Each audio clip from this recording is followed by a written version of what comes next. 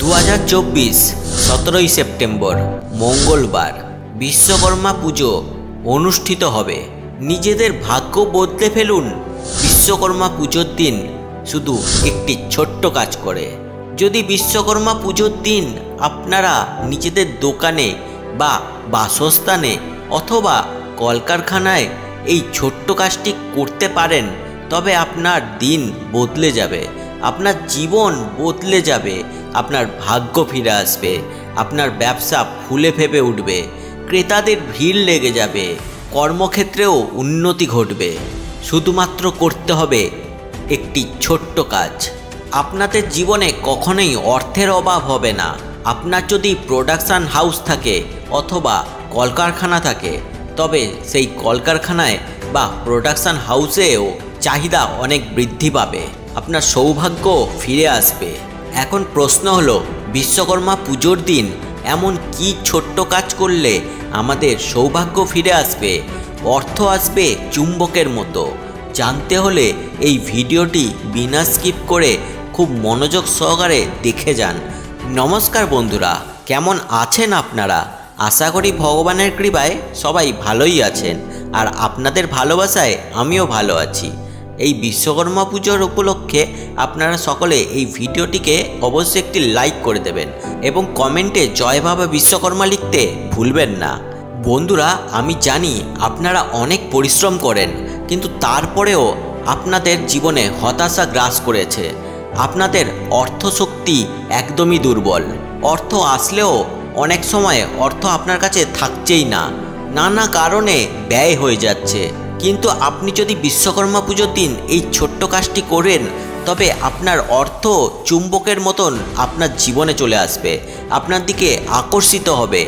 সঠিকভাবে আপনারা বিশ্বাস করুন এই উপায়টির ওপরে।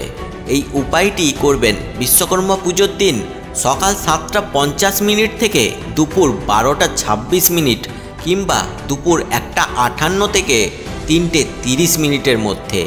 এই সময়টি হচ্ছে বিশ্বকর্মা পুজোর উপযুক্ত শুভ সময়। এই পুজোর পরেই আপনারা এই ছোট্ট টোটকাটি অবশ্যই করবেন, তবে আপনার ব্যবসা বৃদ্ধি হবে এবং এটি 100% সত্যি যে এই টোটকাতে আপনার জীবনে সফলতা এনে দেবে বাবা বিশ্বকর্মা। তবে ভুল করেও আপনারা এই বিশ্বকর্মা পুজোর দিন কোনো হাতিয়ার যন্ত্র ব্যবহার করবেন না, এতে বাবা বিশ্বকর্মা অসন্তুষ্ট হন। বাবা বিশ্বকর্মাকে আপনারা কি ভোগ নিবেদন করবেন, যাতে কিনা আপনার দেওয়া পুজোটি সুসম্পন্ন হবে। আপনারা বাবা বিশ্বকর্মাকে অন্নভোগ নিবেদনের পাশাপাশি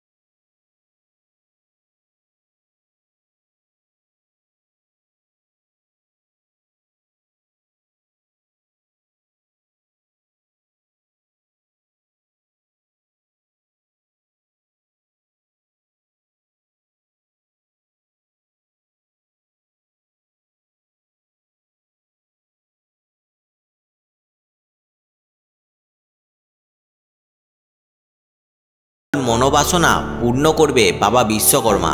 তার সাথে এই একটি উপায় আপনারা অবশ্যই করুন, উন্নতির শিখরে পৌঁছে দেবে আপনাকে বাবা বিশ্বকর্মা। বিশ্বাস ও ভক্তি নিয়ে এই কাজটি অবশ্যই করবেন। মনের মধ্যে কোনো নেতিবাচক চিন্তা অবশ্যই করবেন না। পুজোর পরে যে কাজটি করবেন সেটি হলো কোনো রকম ঘেন্না, সংশয় বা নেতিবাচক কোনো ভাবনা না নিয়েই মনে ভক্তি ভরে কিছু পরিমাণ গোবর নেবেন। আমাদের হিন্দু ধর্মে গাভী বা গরুকে মাতা রূপে পূজা করা হয়, তাই এর থেকে পবিত্র জিনিস পৃথিবীতে আর কিছুই নেই। এখন বাঁ হাতের তালুতে সামান্য গোবর, তার মধ্যে একটু অখণ্ড আতপ চাল নিতে হবে, আর তার মধ্যে একটু হলুদ গুঁড়ো একত্রিত করে ভালো করে মিশিয়ে নেবেন। সেই মেশানোর সময় ডান হাতের অনামিকা আঙ্গুল ব্যবহার করবেন। দোকানের শাটার হোক বা দরজাই হোক, তার উপরে প্রথম 5 ফোঁটা দেবেন, তারপর ডান দিকে 5টা ফোঁটা দেবেন এবং বাঁ দিকে 5টা ফোঁটা দেবেন। এই কাজটি করার সময় আমি যে বীজ মন্ত্রটি আপনাদের শোনালাম সেটি অবশ্যই পাঠ করবেন। এই বীজ মন্ত্র জপের কারণেই আপনার জীবন থেকে সকল প্রকার হতাশা দূর হবে, অর্থ সংকট দূর হবে। বাবা বিশ্বকর্মার আশীর্বাদে আপনার কলকারখানায় আপনার বাসস্থান অর্থে ফুলে ফেঁপে উঠবে। এটি এমন একটি শ্রেষ্ঠ উপায় যেটি বিশেষভাবে প্রমাণিত। আপনারা এই কাজটি বিশ্বকর্মা পুজোর দিন থেকে শুরু করে টানা 11টি বৃহস্পতিবার অবশ্যই করবেন। বন্ধুরা, এর দ্বারা অর্থ শুধু চুম্বকের মতোই আসবে না, সেই অর্থ আপনার কাছে স্থায়িত্ব বজায় রাখবে। তাই আসুন আর কমেন্টে লিখুন জয় বাবা বিশ্বকর্মা। এবং এই চ্যানেলে নতুন হয়ে থাকলে চ্যানেলটিকে অবশ্যই সাবস্ক্রাইব করে পাশে থাকা বেল আইকনটি অল নোটিফিকেশানে ক্লিক করে দেবেন। এর ফলে এই রকমই নতুন নতুন ভিডিও আপনাদের সামনে প্রতিনিয়তই সবার আগে পৌঁছে যাবে। ভালো থাকবেন, সবাইকে ভালো রাখবেন এবং ভগবানেরই নামগান করবেন।